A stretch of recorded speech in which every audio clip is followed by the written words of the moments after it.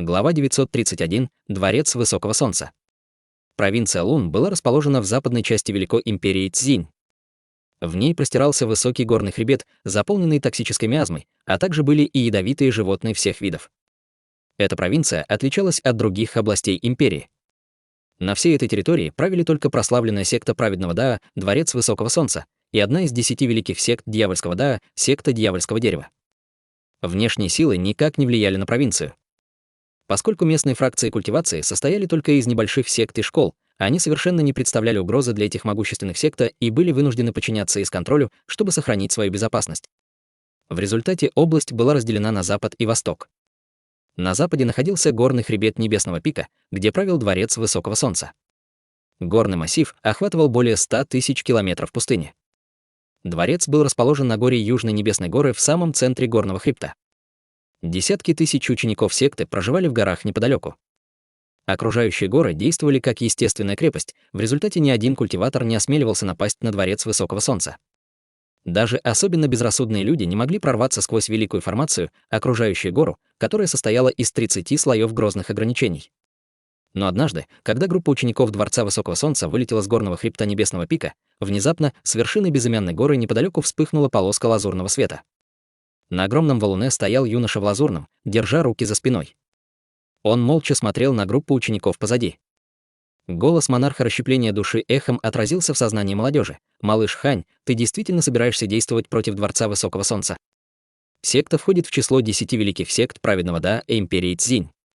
Провоцировать их не очень мудрое решение. Хань Ли равнодушно сказал: «Я знаю, но мы уже собрали большинство материалов, необходимых для Вера Трех Огней, но нам все еще не хватает пера большой птицы Янь и чешуи алого огненного дракона. В торговом городе мы получили информацию о том, что свирепые драконы пожирают культиваторов на восточном побережье империи Цинь, и среди них, похоже, был алый огненный дракон. Даже если это не алый огненный дракон, мы можем попытать счастье и посмотреть, нет ли там другого дракона огненного элемента. Кроме того, обойдя все торговые города на юге, мы выяснили, что она есть только в Дворце Высокого Солнца. Где еще мы достанем перо? У меня нет другого выбора, кроме как рискнуть спровоцировать их. Я не говорю, что ты не должен красть перо, но почему бы тебе не разобраться с ними в открытую? С твоим нынешним уровнем культивации на средней стадии зарождающейся души и редкими сокровищами в твоем распоряжении, они могут захотеть продать его с учетом вашей мощи, со смехом сказал монарх. Хань Ли холодно рассмеялся и сказал: «Хватит шутить, старший. Обмен требует от обеих сторон равной силы. Я всего лишь культиватор на средней стадии зарождающейся души, а в их рядах есть культиватор на поздней стадии. Как младший, как я, может привлечь их внимание. Кроме того, две большие птицы Янь Дворца Высокого Солнца считаются их наследием. Они никогда не позволят мне сорвать с нее перо, что приведет к значительному снижению ее культивации.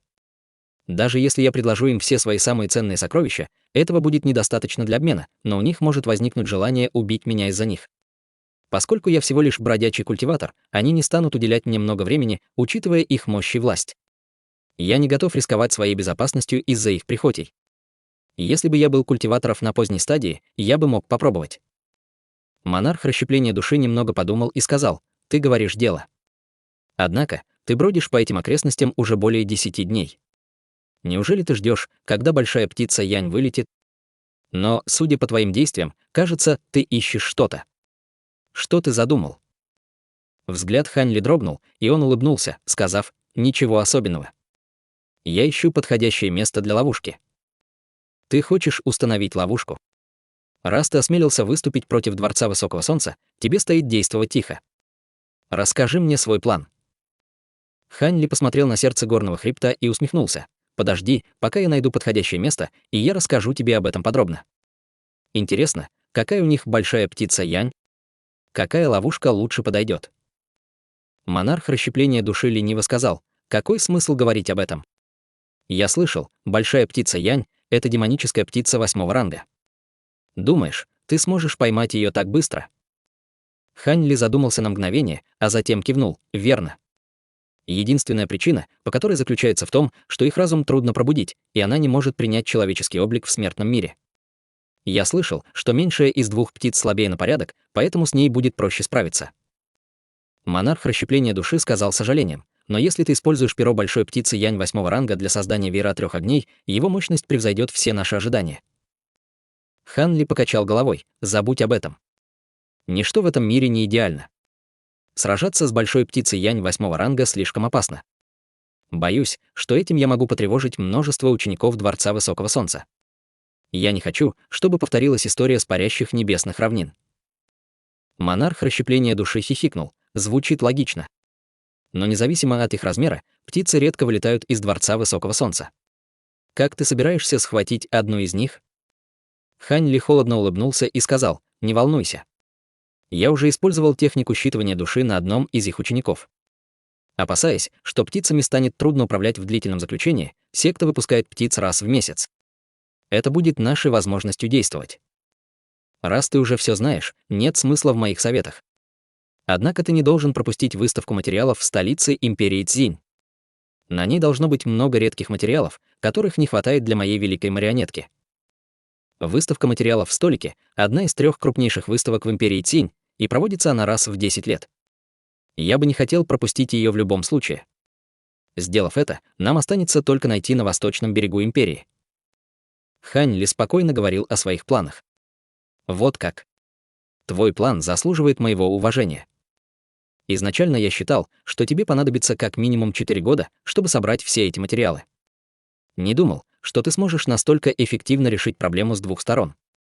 Благодаря твоим техникам маскировки и открытым действиям ты смог собрать большинство необходимых тебе предметов всего за 1 год. Твоя решимость действовать превзошла все мои ожидания. По голосу монарха расщепления души было понятно, что он очень доволен методами Хань Ли. Хань Ли немного помолчал, а затем сказал: «Сначала я хотел использовать более медленный и более безопасный способ поиска материалов, но время ограничено. Хотя первичная душа старшего использует поддержку духовного древа, его эффективность явно оставляет желать лучшего. Если я хочу создать твою марионетки ранга ранней стадии зарождающейся души, мне нужно действовать как можно быстрее». Монарх сказал, усмехнувшись: «А ты очень проницателен, похоже, мне не удастся скрыть это от тебя. Мне осталось года 3-4. Моя первичная душа на грани рассеяния. Но той скоростью, с которой ты собираешь материалы, очень надеюсь, что моя марионетка будет изготовлена до того, как я перевоплощусь». Глубоко вздохнув, Хань Ли сказал: «С тех пор, как я встретил тебя, старший, ты много раз помогал мне. Я не бессердечный человек, поэтому я помню все добро, что ты оказал мне. Я сделаю все возможное, чтобы воплотить твою мечту в жизнь». Монарх был глубоко тронут словами Хань Ли и честно сказал: «По правде сказать, я помогла тебе только для того, чтобы выжить самому. В конце концов, если бы я попал в чужие руки, из этого вряд ли бы вышло что-то хорошее».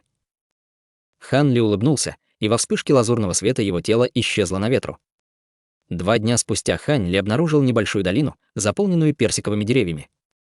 Долина была окрашена в розовый цвет от цветущих персиковых цветов. Зависнув над долиной, Хань Ли осмотрел ее, а затем высвободил свое духовное чутье, обследовав площадь 50 километров. С выражением удовлетворения он влетел в центр персикового леса и пробормотал: «Неплохо, это место довольно далеко, и поблизости нет никаких культиваторов Дворца Высокого Солнца. Эта долина идеально подходит для создания ограничительного заклинания». Затем, не сказав ни слова, Хань Ли принялся за работу. На одном дыхании в лесу было размещено 8 комплектов флагов и пластинок от различных формаций. 5 из них предназначались для того, чтобы скрыть ауру и изолировать ци от врагов, в 3 — захвата птицы. Кроме того, он поставил иллюзорную формацию, скрывающую истинный облик большей части леса. Монарх расщепления души наблюдал за всем этим с большим любопытством, но едва сумел удержаться от вопросов. Когда все было готово, Хань Ли отправился в центр персикового леса и сел медитировать, скрестив ноги.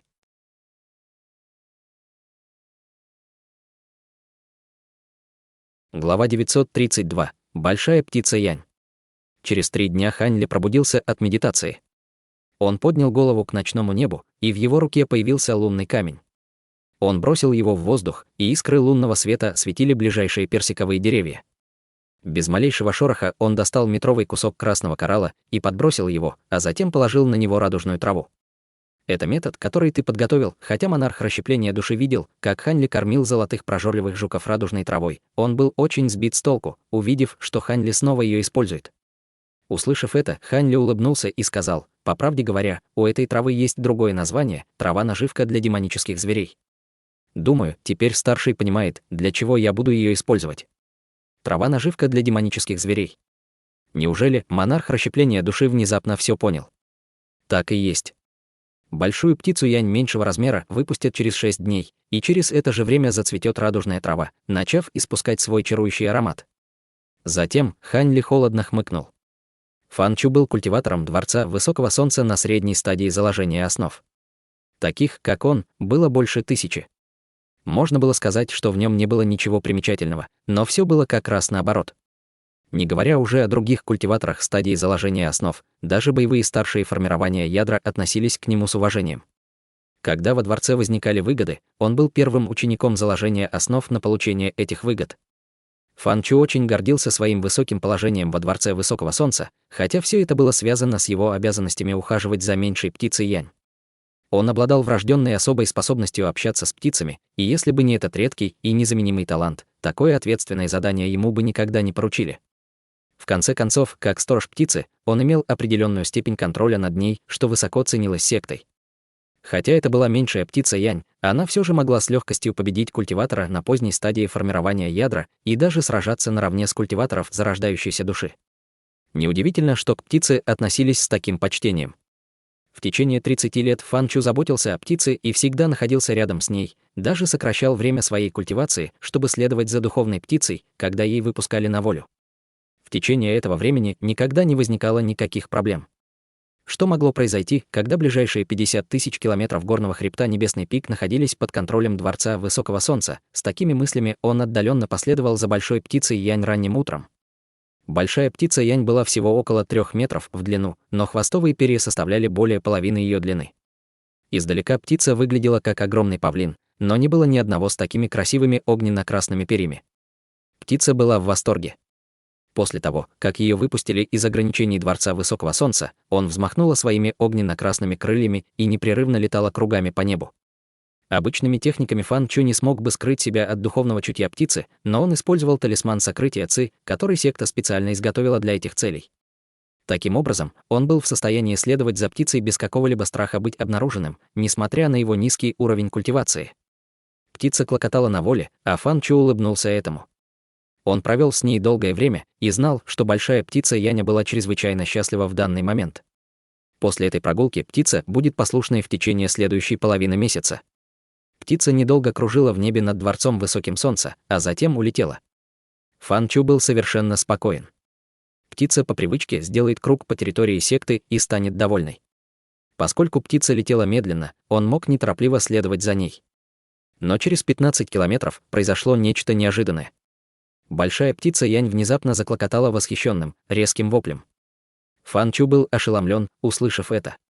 Прежде чем он понял, что произошло, он увидел, как птица быстро расправила крылья, а ее тело загорелось, окружив себя метровым слоем алого пламени. Спустя несколько мгновений он была на расстоянии более км от него. Фан Чу был шокирован до глубины души при виде этого. Придя в себя, он поспешно вынул нефритовую пластинку и влил в нее свое духовное чутье. Она быстро выпустила странное пение птиц в попытке призвать птицу обратно. Услышав это, большая птица Янь немного поколебалась, но потом все же исчезла за горизонтом. От этого лицо Фан Чу стало смертельно бледным. Он завис в небе, не зная, что ему делать. Вскоре он, казалось, что-то придумал и достал талисман передачи голоса из своей сумки, а затем поспешно что-то в него закричал. Затем он бросил заклинание в воздух, и оно сгорело в огненном свете в направлении Дворца Высокого Солнца. Стиснув зубы, он направился в сторону исчезновения большой птицы Янь. Хотя он знал, что преследовать ее было бесполезно, и если бы он бездействовал, ожидая, когда его боевой предок найдет его, он будет строго наказан. Пока Фан Чу гнался за птицей, другие духовные звери в хребте Небесного пика подняли шум. В северной части горного хребта многие низкоранговые ученики Дворца Высокого Солнца пытались удержать огромных стервятников, на которых они летели. Всадники внезапно теряли контроль над этими низкоранговыми духовными птицами, а птицы пытались лететь в другом направлении. Вскоре все они были залиты своим собственным потом, пытаясь удержать контроль над своими безумными скакунами. В скрытой пещере на краю горного хребта находился культиватор в маске и желто-зеленой одежде. Он держал черного паука длиной в фут большой рукой из зеленого света. Он посмотрел на разъяренного рычащего паука в полном замешательстве. На южном небесном пике, в скрытом зале Дворца Высокого Солнца, старуха в фиолетовых одеждах поглаживала другую большую птицу Янь-секты, точную копию другой птицы, не считая ее большего размера. Внезапно она стала беспокойна. Если бы не огромное количество заклинаний для усмирения птицы, она бы вылетела из зала. На лице старухи было странное выражение. Фан Чу, преследуя птицу, использовал свою магическую силу без остатка. Большая птица Янь уже исчезла без следа, но нефритовый медальон в его руке мог чувствовать местонахождение птицы, пока она находилась в пределах горного хребта Небесный пик. Но сразу после того, как он бросился в погоню, он увидел нечто невероятно шокирующее. Он увидел, как из нор выскочили несколько низкоранговых демонических зверей и улетели в том же направлении, что и большая птица Янь. За короткий промежуток времени они превратились в неконтролируемую волну демонических зверей, некоторых из которых редко можно было встретить. Однако Фан Чу было нечего бояться, поскольку высокоранговые культиваторы секты уже уничтожили всех высокоранговых демонических зверей с горы, которые могли представлять угрозу для большой птицы Янь. Несмотря на это, Фан Чу почувствовал себя еще более неловко, увидев, что горные звери также потеряли контроль. В скрытой долине, за тысячи километров, Хань Ли сидел, скрестив ноги, на земле. Перед ним был кусочек коралла вместе с радужной травой, сверкающей красным светом.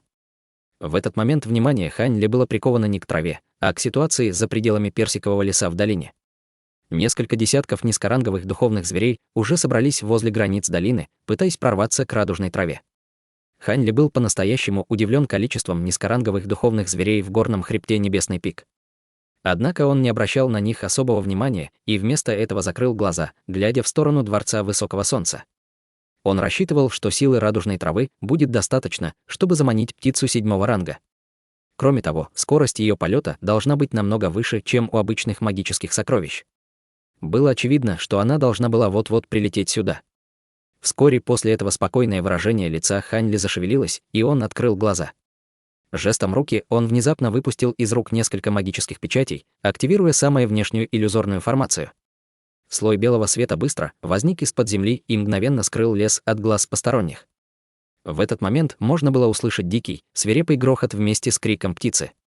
Огромный желтый шар света и алый огненный шар одновременно оказались над долиной, явно околдованной радужной травой. При виде этого Хань Ли вскрикнул от радости с довольным выражением на лице.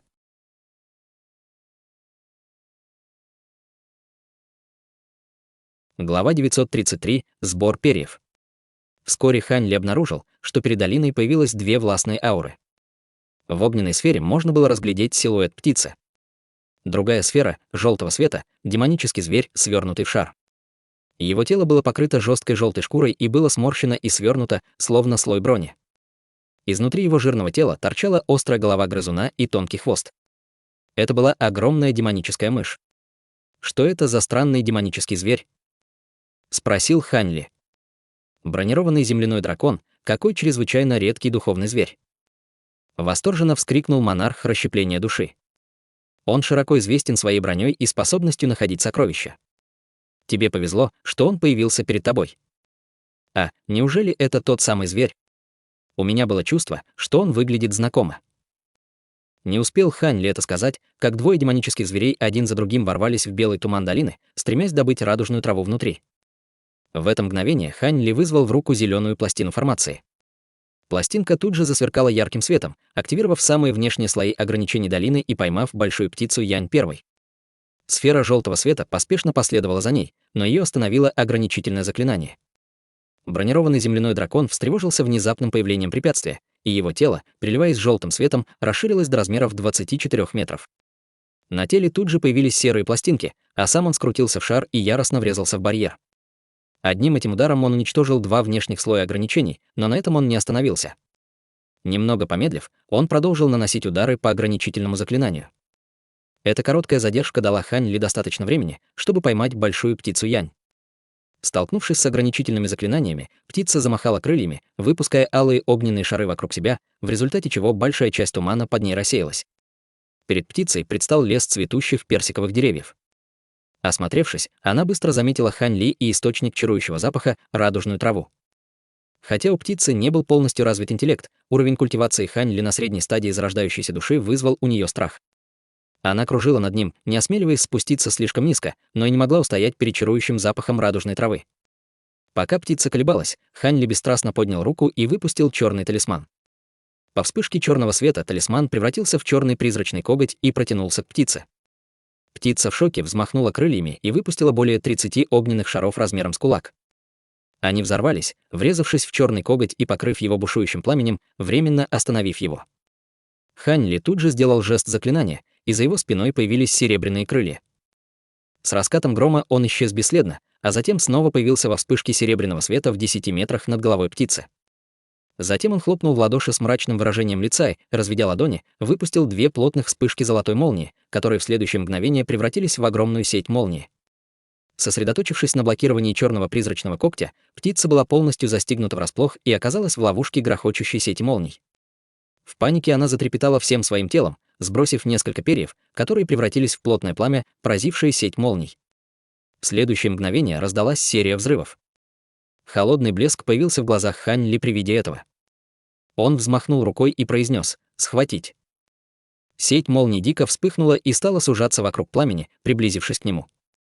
Птица была поймана в яркой вспышке золотой молнии. Как сильно птица не пыталась вырваться, она не могла сделать ни малейшего движения, заставляя ее жалостно клокотать. Хань Ли радостно улыбнулся при виде этого, но в этот момент он услышал огромный взрыв над ним. Он в шоке поднял голову и увидел, что бронированный земляной дракон, наконец, прорвался сквозь слой ограничений, которые он наложил на долину. Хань Ли стало очевидно, что установленные на скорую руку ограничительные заклинания были слишком слабы, чтобы противостоять демоническому зверю 7-го ранга. Ворвавшись в долину, дракон увидел Хань Ли и пойманную в сеть молний большую птицу Янь. При виде этого в изумрудных глазах дракона мелькнул страх. При виде этого сердце Хань Ли дрогнуло. Бронированный земляной дракон оказался довольно умным. Несмотря на его страх, в его глазах мелькнула хитрость, когда он увидел радужную траву на земле. Он выстрелил в направлении травы во вспышке желтого света. «Останови его. Он может использовать технику земляного передвижения. Как только он коснется земли, ты не сможешь остановить его», предупредил монарх расщепления души. «Не волнуйся, я был готов к этому», спокойно ответил Хань Ли. Спустившись на землю, дракон увидел, что ничто не защищает радужную траву, и радостно бросился к ней, разинув пасть. Но в этот момент 12 полос сверкающей ледяной ци внезапно вырвались из земли вокруг травы. В воздухе дракон был слишком медленным и не смог избежать удара ледяной ци, в результате чего был запечатан в глыбу льда. Земля вспыхнула белым светом, и там появились 25-футовые белоснежные многоножки. Из их пастей тянулась ледяная ци. Монарх при виде зверя в глыбе льда усмехнулся и сказал: «Значит, вокруг ты разместил своих многоножек». Напрасно я беспокоился. Чешуя бронированного земляного дракона была очень прочной, но ее было недостаточно, чтобы защититься от ледяной ци 12 шестикрылых ледяных многоножек. Неудивительно, что засада была эффективной.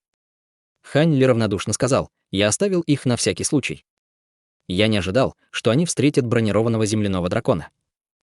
С этими словами его тело размылось, и он появился позади большой птицы Янь, пристально уставившись на ее хвостовые перья. Он улыбнулся птице и сказал: «Я знаю, что ты достаточно умна, чтобы понять несколько моих слов. Я не собираюсь причинять тебе вред, поэтому, может, ты просто отдашь мне пару своих хвостовых перьев». Большая птица Янь прекрасно поняла его. Ее тело дрогнуло в ответ, и она яростно взвизгнула, демонстрируя свое нежелание отдавать перья. Хань Ли холодно фыркнул с угрюмым выражением на лице. Не говоря ни слова, он обернул лазурный свет вокруг своей руки и потянулся к хвосту птицы. В глазах птицы появился страх. Не в силах сделать что-либо, она встряхнула перьями во вспышке красного света. Эти перья были связаны с сущностью ее тела и кровеносными сосудами. Если вытащить их силой, ее тело получило бы сильные повреждения. Если бы она отдавала их добровольно, она все равно теряла духовную силу, но могла избежать ненужных травм. Хань Ли обрадовался этому и поймал перья в руки. Затем он достал нефритовую коробку, подготовленную заранее, и быстро положил их внутрь. Закрыв крышку и запечатав коробку несколькими талисманами, он осторожно убрал ее в сумку для хранения. Сделав это, он положил руку на голову птицы и влил в нее немного духовной силы, заставив ее потерять сознание. Он улыбнулся и перевел внимание на замороженного бронированного земляного дракона. Хотя демонический зверь был пойман в толстый слой льда, он все еще был в сознании. В его глазах отразился ужас, когда он увидел, что Хань Ли перевел свое внимание на него. Затем Хань Ли спустился к нему в лазурные полоски света. Через четверть часа к долине со скоростью молнии прибыла полоска блестящего золотого света. Сделав круг в воздухе, она исчезла, показав старуху в пурпурной одежде, которая ранее была в секретном зале Дворца Высокого Солнца. Рядом с ней был Фан Чу, затаивший дыхание, пытаясь привлечь к себе как можно меньше внимания. В этот момент ограничительные заклинания, покрывающие цветущий персиковый лес в долине, полностью исчезли. Под деревом без сознания лежала большая птица Янь, у которой не хватало пары хвостовых перьев. При виде этого старуха тревожно осмотрела птицу своим духовным чутьем. Обнаружив, что птица потеряла силу из-за отсутствующих перьев на хвосте, она расслабилась. Но, взглянув на хвост птицы, в ее сердце вспыхнул гнев. «Осмотри птицу и проверь, сможешь ли ты ее разбудить», — приказала старуха с серьезным тоном. Услышав это, Фан Чу кивнул несколько раз и поспешно спустился вниз. Если бы предок Дворца Высокого Солнца не нашла его по пути, он бы ни за что не добрался до этого места с такой скоростью. Старуха огляделась по сторонам, а затем закрыла глаза и высвободила свое духовное чутье, пытаясь найти наглеца, виновного в этом поступке. Через мгновение она изменилась в лице, словно что-то нашла. Она поспешно дала приказы Фан Чу и улетела в золотой полоске света. Пролетев более сотни км, она остановила странно выглядевшего культиватора, который собирался покинуть горный хребет. С подозрением в сердце она холодно спросила его: «Посмотрите-ка, кого я нашла, это же господин даосист моей секты Дьявольского древа. Почему ты не занимаешься культивацией в своей секте? Почему ты украдкой прибыл на наш хребет Небесного пика? Неужели твои дела встревожили демонических зверей?» Она говорила с культиватором в желтой маске. В его глазах было нечеловеческое золотое сияние.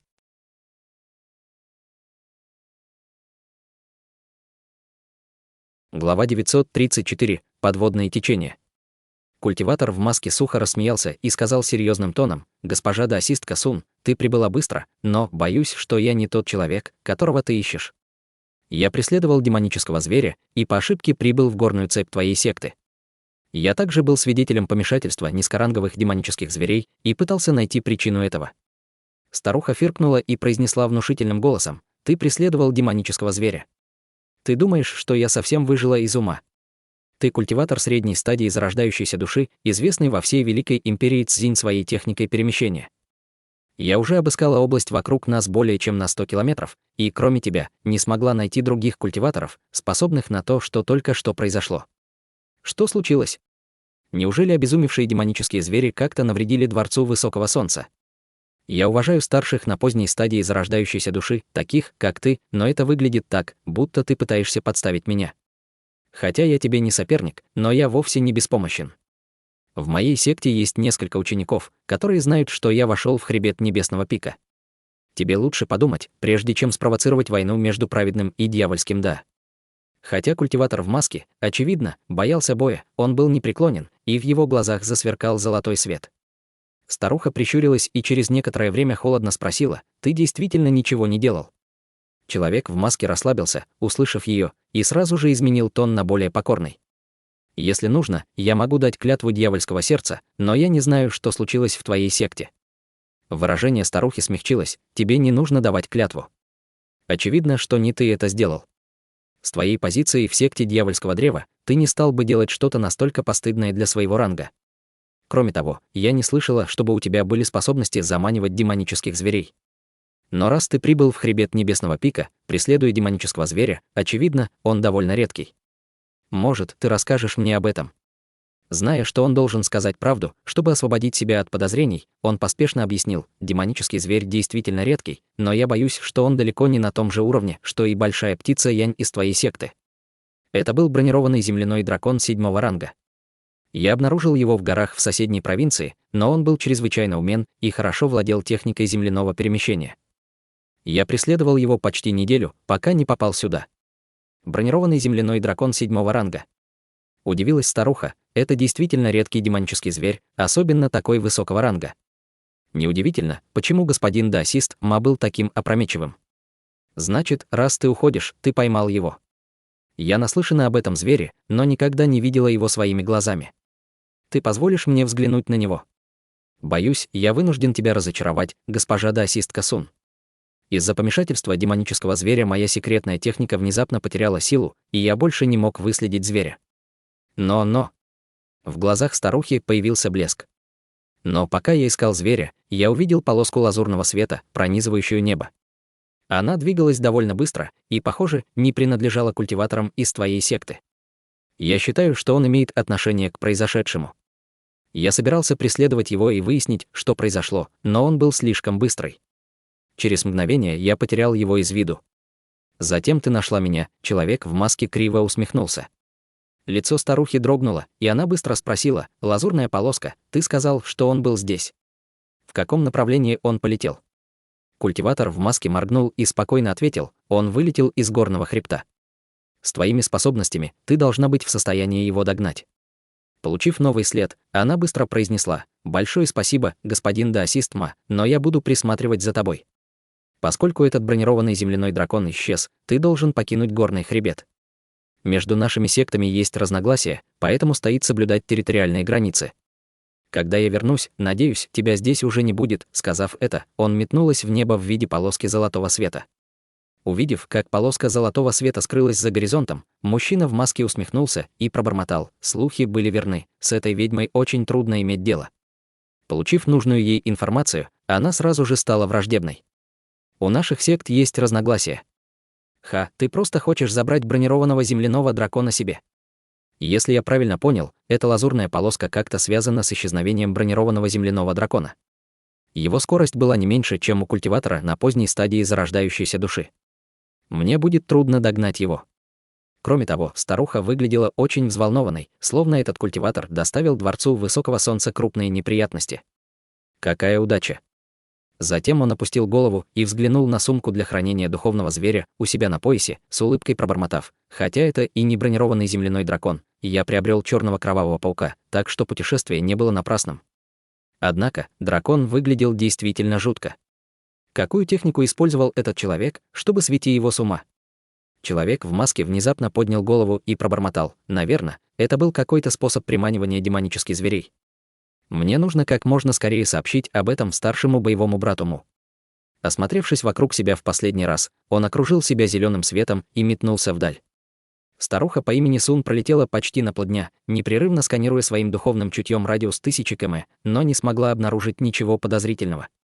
В итоге у нее не осталось другого выбора, кроме как вернуться в секту и попытаться скрыть информацию о случившемся. Если другие секты узнают об этом, дворец Высокого Солнца станет посмешищем.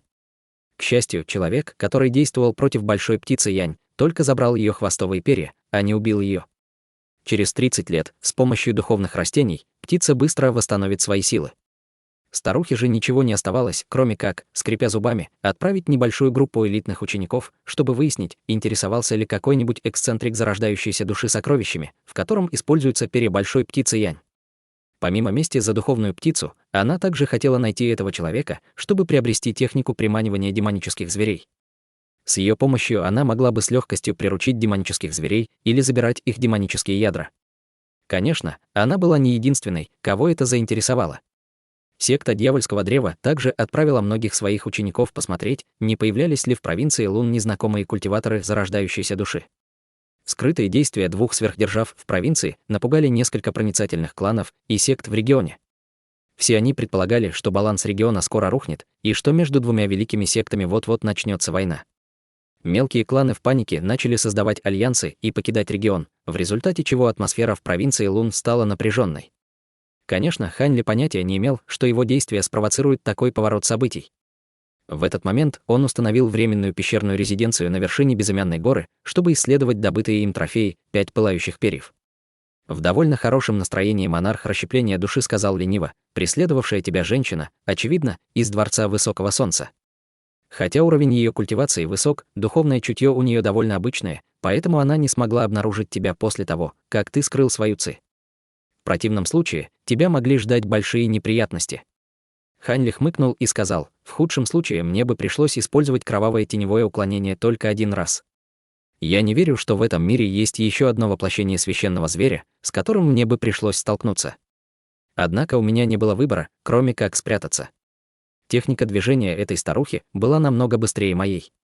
Однако ты рисковал не напрасно. Ты приобрел не только много огненных перьев, но и редкого бронированного земляного дракона. Если ты сможешь приручить его, то в будущем с его помощью ты сможешь найти множество сокровищ в мире смертных», — довольным тоном сказал монарх расщепления души. «Верно, но этот демонический зверь уже взрослый. Как мне приручить его? Мне остается надеяться только на удачу. Неважно. Приручить взрослого демонического зверя на самом деле не так сложно, как тебе кажется. Зверей с высоким интеллектом приручить легче всего», — спокойно сказал монарх. Ханли вскинул брови от удивления. И как же мне это сделать? Скоро узнаешь. Судя по тому, насколько умным выглядит этот бронированный земляной дракон, приручить его будет несложно. Надеюсь на это, хмыкнул Ханли. Но мне лучше сначала измотать зверя, а потом выбрать момент, чтобы приручить его. Сначала я разберусь с этими огненными перьями, а затем отправляюсь на выставку в столицу империи Цинь. Пришло время посмотреть, на что похож самый великий город империи Цинь. Однажды я уже бывал в столице империи Цинь. Этот город впечатляет, хотя и принадлежит смертным, сказал монарх. Теперь я еще больше хочу взглянуть на столицу империи Цинь. К счастью, мы не слишком далеко. Усовершенствование перьев должна занимать всего 1 день. 3 месяца должно быть более чем достаточно для моего прибытия, спокойно сказал Ханли. После вспышки лазурного света все перья, кроме одного, исчезли без следа. Ханли подбросил оставшееся перо в воздух, вдохнув на него облако лазурного зарождающегося пламени. Внезапно перо вспыхнуло великолепным сине-красным светом. Затем он закрыл глаза, сел, скрестив ноги, сделав жест заклинания, и погрузился в медитацию.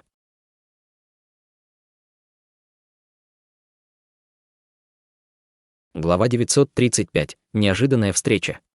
Через день Ханли вышел из каменной комнаты, покинул горы и направился в восточную половину империи Цзинь, где находился самый большой город мира смертных, столица Цзинь. До начала выставки оставалось совсем немного времени, и Ханли не спеша летал со скоростью обычного культиватора формирования ядра, чтобы избежать подозрений. Вскоре он покинул провинцию Лун и без проблем влетел на соседнюю территорию.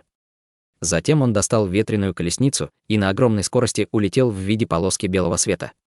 Он летел, скрывая свою ауру культиватора зарождающейся души, и те немногие низкоранговые культиваторы, попадающиеся ему на пути, держались от него на расстоянии. Месяц спустя Ханли вошел в провинцию Цзиньцзян, прилегающую к столице Цзинь. Он убрал ветреную колесницу и снова полетел с ограниченной скоростью и аурой. В конце концов, в самом сердце Великой империи Цзинь было много высокоранговых культиваторов.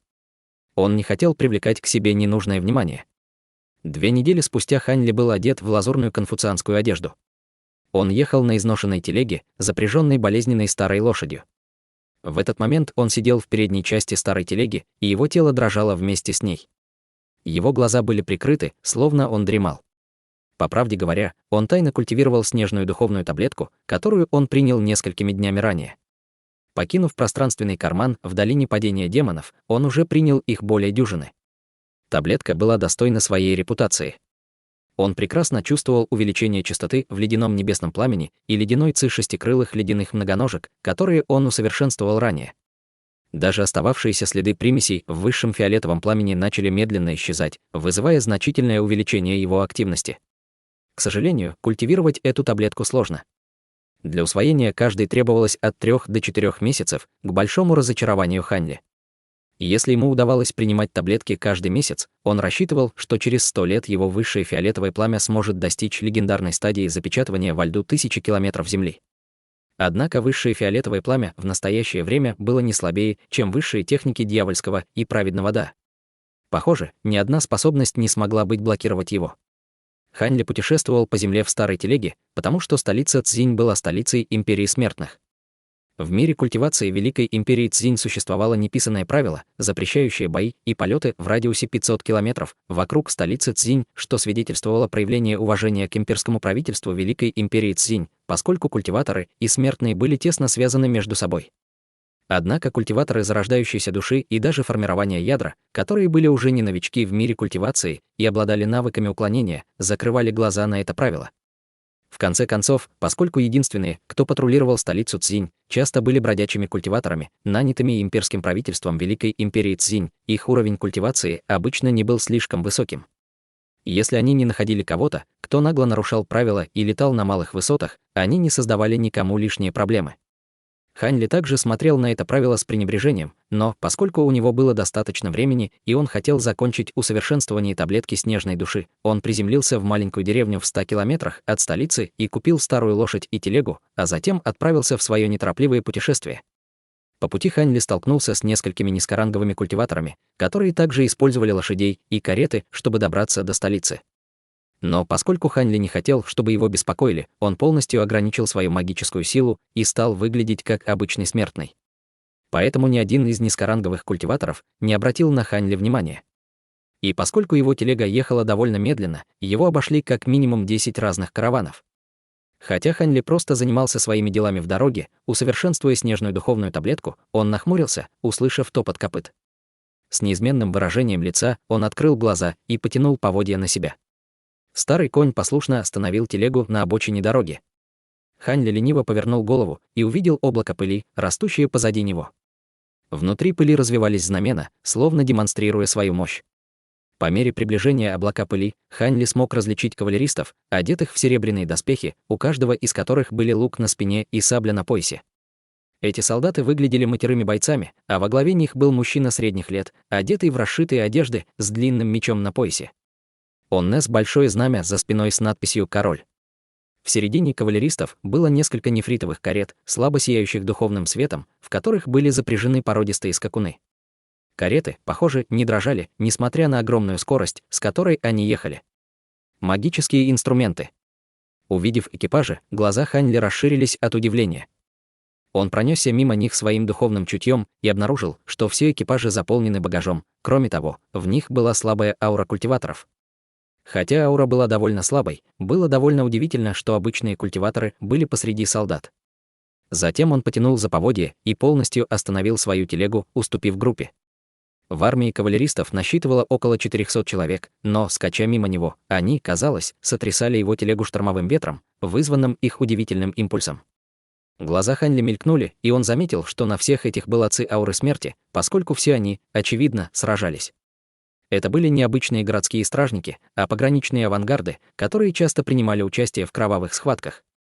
Он слышал, что Великий Цзинь был ограничен другими неприятными цивилизациями на юго-востоке и северо-западе, и что смертные часто вели с ними войну.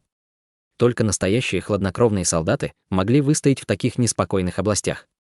Как только Хань Ли подумал об этом, мимо него проехали нефритовые кареты. Кто-то в одном из вагонов случайно увидел его из узкого отверстия окна и слегка взвизгнул от удивления. Хань Ли, казалось, был удивлен этой реакцией, и он невольно поднял голову, увидев пару знакомых глаз. Однако Хань Ли не успел узнать этого человека, поскольку карета быстро умчалась вдаль. Осмотрев солдат, проходивших мимо него, Хань Ли задумался и в конце концов покачал головой, отказавшись от мыслей о поиске экипажа своим духовным чутьем. На карете было установлено несколько простых ограничений звуковой изоляции, и тот, кто находился внутри, обнаружил бы его, если бы он попытался исследовать карету. Кроме того, они были культиваторами только на стадии уплотнения ци. Он не хотел, чтобы его беспокоили из-за нескольких низкоранговых культиваторов. Увидев, как кавалеристы умчались вдаль, Хань Ли возобновил свое размеренное путешествие по главной дороге.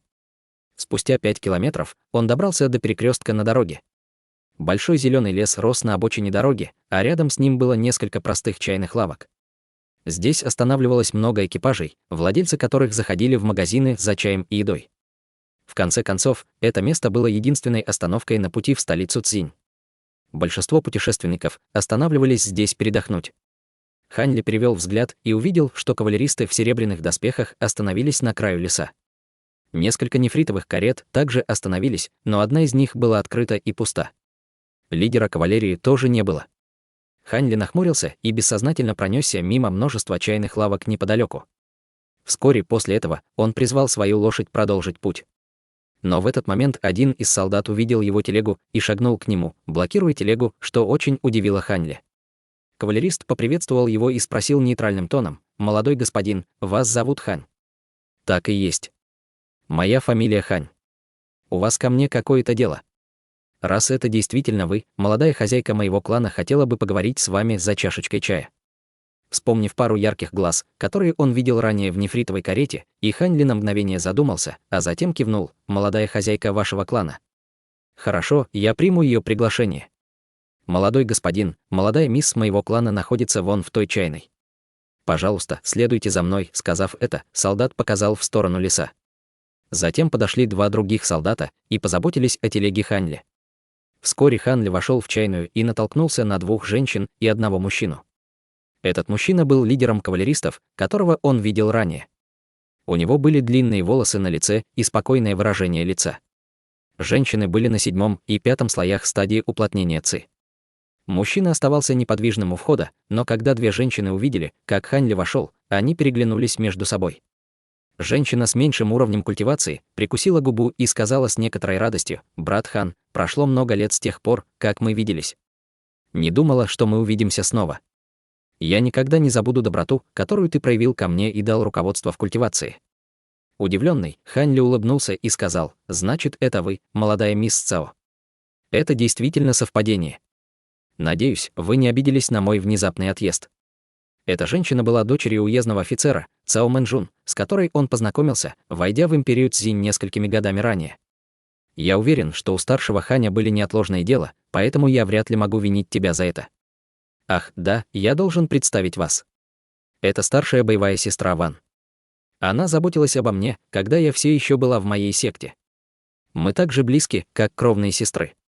А это дядя старшей боевой сестры Ван, генерал, известный как выдающийся столб Южной империи. Он получил приказ посетить аудиенцию императора.